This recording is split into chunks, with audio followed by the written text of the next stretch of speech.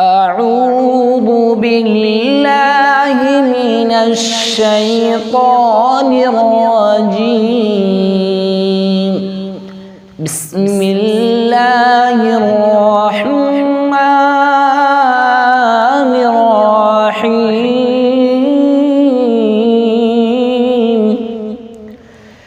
إذا زلزلت الأرض زلزالها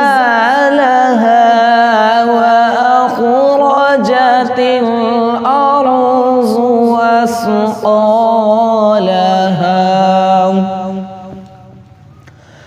وقال الإنسان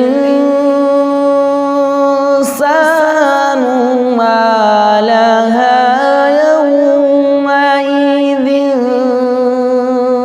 تحدث أخبارها بأن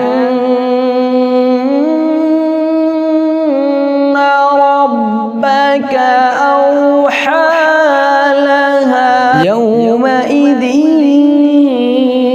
يصدر الناس أشتاتا ليروا أعمالهم